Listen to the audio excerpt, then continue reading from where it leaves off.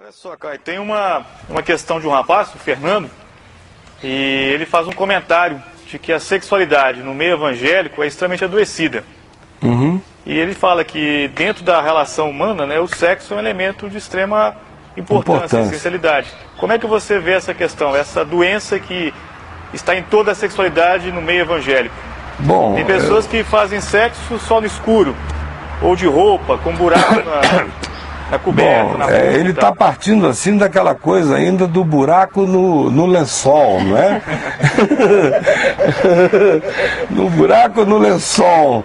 Não era nem o missionary position, né? Era o buraco no lençol, era o véu que ainda estava sendo rasgado. Né? Porque no meio evangélico, eu me lembro, por exemplo, quando eu me converti, crente não transava domingo, era pecado. Era uma abominação um casal de Deus transar no domingo. Talvez depois do culto. Quando tudo já antes não, antes quebrava a santificação. Isso aí era ensinado. Em dia de ceia, não se tinha relações sexuais sob hipótese nenhuma no meio cristão.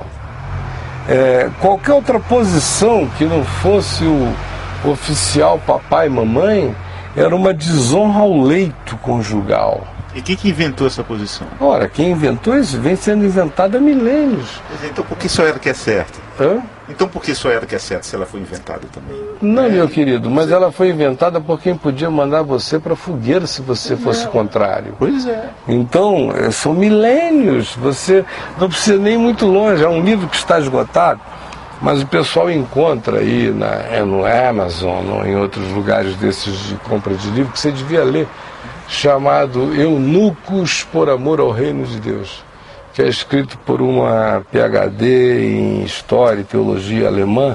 É a tese dela de fato, ela era católica, foi excomungada pelo Papa depois que escreveu o livro, porque ela inventaria com documentos históricos toda a loucura do cristianismo católico e também passa pelo protestante, que nos mostra que não tinha como, com aquele tipo de maluquice, de loucura, de intervenção da igreja proibindo a mulher de ter um orgasmo, dizendo, por exemplo, que se um homem adulterasse com uma mulher, ele levaria muitas chicotadas, mas que se ele fizesse sexo oral na mulher dele, ele poderia ser enforcado.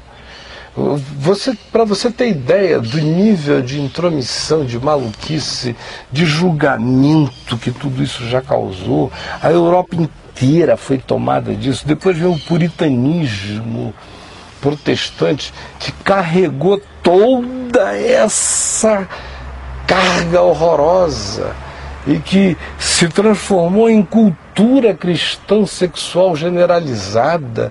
Tudo era pecado. Até no casamento o sexo era uma coisa perigosa. Por exemplo, um homem que desejasse a sua mulher todos os dias era tarado no meio evangélico. Tinha que haver uma certa moderação.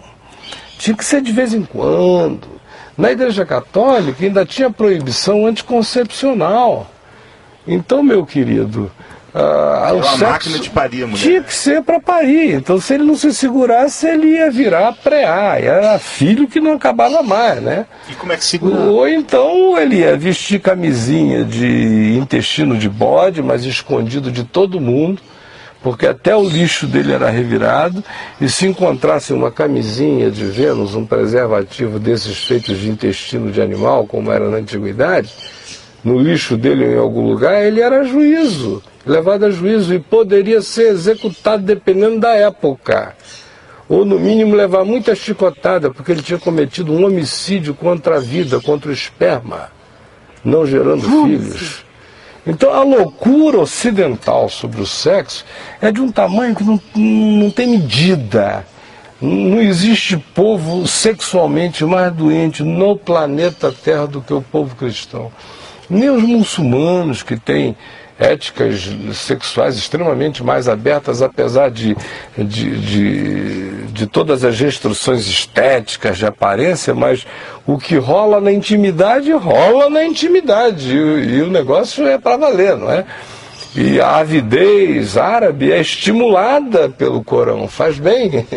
Não que não seja na Bíblia. Paulo diz, olha, não vos abstenhais sexualmente, exceto talvez por algum tempo. Cria todas as condicionais, mas nós não temos 21 virgens esperando a gente. Mas tem um detalhe. Já nos dias de Paulo, ele diz, nos últimos dias haverão os que proibirão o casamento. Ele já estava anunciando que a sexualidade cristã haveria de se transformar numa coisa tão esquisita que até o casamento haveria de ser proibido.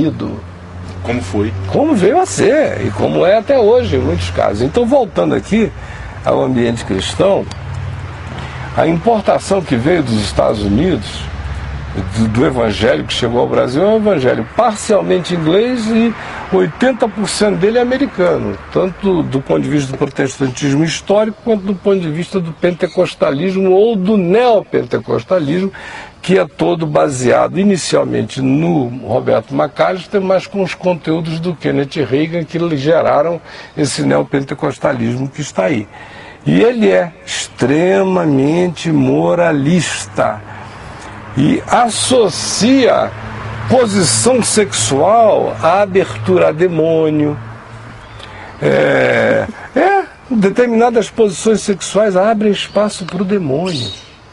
Associa qualquer tipo de intimidade sexual. A mulher não pode ter prazer em fazer sexo oral no marido, é pecado. Porque a boca dela é santa e parece que o pinto dele é do diabo.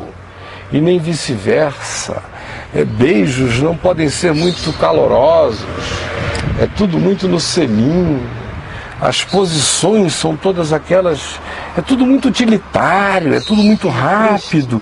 É tudo muito para que o diabo não tenha lugar, não tenha espaço. O tempo todo. E tem muito mais do que isso. Mulher crente não pode falar que está tendo prazer. Ela não pode dizer que está tendo orgasmo. É contra a sobriedade. Não é? Ela às vezes tem que ter até vergonha de ter. Porque tem marido que não gosta de ter mulher que sinta prazer, porque parece que mulher que sente prazer é uma porta aberta para o desejo para outros homens. Então ele quer esvaziar o dele, mas gostaria que ela fosse assexuada. Tem esse tipo de maluco na praça, para todo lado.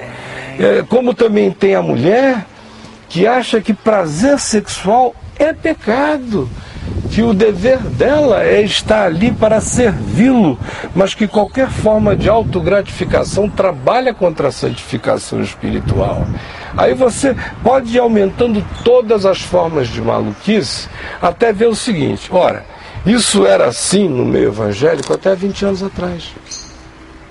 Eu recebia cartas lá na Vinda até 20 anos atrás, aos milhares, que eu não podia nem responder, não dava tempo, de gente que queria saber, escuta, eu tive uma relação anal com a minha mulher, eu usei camisinha, mas eu estou me sentindo em pecado, eu não tomo a ceia há 6 meses. Aí o outro confessava uma coisa desse tipo, ou de outro tipo, ou de qualquer tipo, e todo mundo se punindo. Aí, pois bem, chega o ano de 98, aconteceu o que aconteceu comigo. Em janeiro de 2003 eu lancei o site. E aquele povo que não falava em sexo, que tudo era proibido, que tudo era pecado, que tudo era não sei o quê, abriu uma comporta, meu amigo, que eu fiquei 3 anos que eu me sentia escrevendo um pornô gospel site.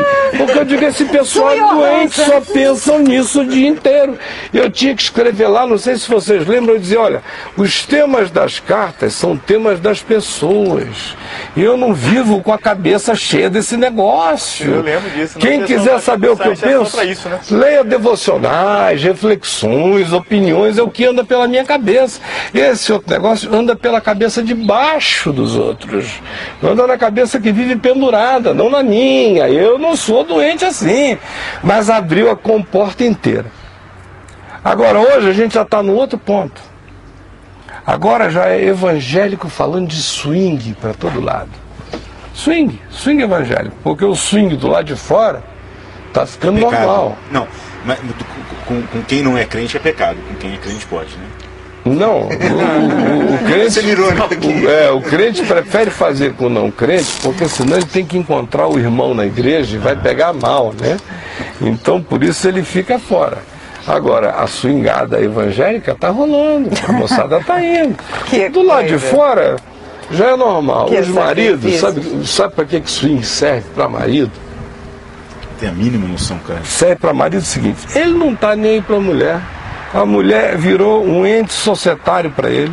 Não é vantagem se divorciar, ele já tem casa juntos, 2 casas, já tem lancha, já tem filhos, já tem tudo. Ele suporta aquele sócio danado dele no trabalho. Por que ele não pode suportar uma mulher que, além de tudo, ainda dá para ele de vez em quando? Então, ele não tem para quê? Nunca nos Por outro lado, por que a gente vai brigar agora? Aí o que acontece? Não é vantagem divorciar, vai perder patrimônio, vai ser uma chatice. Mas, por outro lado, ela não topa saber que ele tem uma amante. Aí o que ele tem que fazer? Ele tem que fazer a mulher gostar de não ter amante, mas de transar com alguém. Aí ele começa a dizer a ela que podia apimentar o sexo entre eles, é sempre entre eles. Olha, vai ficar melhor para nós, vai ficar uma delícia. Vai ficar uma delícia. Você vai isso, vai aquilo, nós vamos nos encher disso. E a coitada não quer. Elas me escrevem, choram, não vão. Eu digo, não vá, minha filha. Não sei o que e tal, mas o cara enche a paciência. Aí as fracas vão. Aí vai ali, o intuito de satisfazer o egoísmo outra atrás, se cobrindo, não sei o quê. Aí faz a primeira, chora beça. Faz a segunda, chora beça. Faz a terceira, já não chora tanto. Faz a quarta, diz, bom, não é bom, mas a gente tolera. Faz a quinta, diz, esse aí foi até melhor, porque ele me tratou legal. Na 10ª, ela já está dizendo, tem as suas vantagens. Bom, desde que não tenha continuidade. Ela diz, porque o meu marido é você. Mas ele já conseguiu o que ele queria. O que ele queria? Ele não quer ter o estresse de fugir dela, de esconder o celular, de ir para um motel, de fugir, de ficar igual um refugiado, traindo. Não, tranquilo. Ela fica num quarto, ele fica no outro. Inteligente preguiçoso. Acaba dali, eles se encontram, não doeu nada em ninguém. O outro pode dizer que pegou a minha mulher, mas eu peguei a dele também. Então todo mundo está interessado em ficar quieto. E assim a corrupção desse negócio vai destruindo tudo, e o pessoal está pensando que é massagenzinha com pênis e pepeca no fim de semana, e não sabem que Paulo diz que isso infiltra espírito no âmago do ser, corrói o indivíduo por dentro, é um câncer na mente, no espírito, na afetividade, vai acabar destruindo tudo que um dia houve, vai tornar essa pessoa um pedaço de papa, de coisa nenhuma. E aí tem evangélico agora já entrando nessa, fazendo essa viagem, né? Já estão indo para esse outro lado. Eles estão vindo do buraquinho no lençol para entrar no swing. E num espaço de tempo que não demorou 10 anos. Então a que eu atribuo isso? Essa repressão milenar. Na hora que eles viram tudo que é pastor por aí, pulando a cerca, traindo, tendo amante, tudo que é confusão, roubo, calhordice, safadeza, o cara diz, o que eu estou fazendo aqui? Mantendo a minha integridade numa coisa que nunca nem me explicaram o que é. Se aqueles que estão diante de mim não estão nem aí para coisa alguma, quer saber? Eu vou também frequentar a igreja, vou dar o dízimo lá, eles estão dizendo que Deus gosta de dinheiro, eu dou dinheiro, mas vou soltar a franga. Então, cara, isso não vem... acho que desde quando se começou a fazer uma leitura romântica de Cantares e aplicar isso à igreja, né, tirando todo o contexto que ali se fala de uma relação entre homem e mulher, da sexualidade, da saúde que existe nisso, a igreja dali vem criando sobre o sexo um tabu. Adolescente hoje não põe a mão naquilo nem aquilo na mão. Só que o adolescente cresce com uma pulsão dentro dele, não naturalmente botava, né? Aquilo vai só aumentando. Hoje em dia os adolescentes já estão quase nascendo com aquilo na mão, né? Porque o negócio está solto para todo lado. No meio da igreja você cria um não né, põe uma pedra naquele desejo, naquele vulcão, quando você vê daqui a 9 meses tem uma barriga, 2 jovens, uma família, e você obriga-os a casar. Aí ficam lá dizendo pro cara que a masturbação que ele fez de manhã lá é pecado, que ele está no inferno porque se masturbou, não sei o que e tal. Aí o cara transforma a masturbação num ato de Satanás. Aí quanto mais ele se masturba, parece que é o diabo pegando na mão dele e lá e não sei o que, e vai. Aí ele vai demonizando a masturbação vai virando um vício do inferno, vai aumentando dentro dele, ele vai se endiabrando na masturbação, ele não consegue mais parar a masturbação. Aí o cara fica me escrevendo dizendo: pastor, eu estou indo pro inferno por causa da masturbação, pelo amor de Deus, me ajuda. Aí eu digo: meu filho, pelo amor de Deus, tira o diabo da masturbação, que a masturbação vai ficar cansativa logo, vai começar a arder tua mão, vai esfolar teu pinto, você vai começar a se achar um babaca. Mas aí, enquanto o diabo estiver aí animando essa história, meu querido, você vai ficar com 45 anos com uma mulher maravilhosa na sua cama, indo pro banheiro, virar garotinho de Satanás se masturbando, tremendo, e pensando no acampamento Palavra da Vida, ou em qualquer que seja a igreja que tenha dito, no acampamento Palavra da Vida, que está cheio de gente boa lá, mas nessa área era qualquer coisa. Se você olhasse para uma menina, achasse ela bonita, você já tinha pecado no coração. O primeiro beijo era no altar. O namoro era pegando no dedinho. É esse espírito que está aí, que só gera, como diz Paulo em Colossenses, não tem nenhum valor contra a sensualidade. Não toques isto, não pegues aquilo, não olhes aquilo outro, não faças qualquer que seja coisa. Tem aparência de sabedoria, de falsa humildade, mas não tem nenhum poder contra a sensualidade.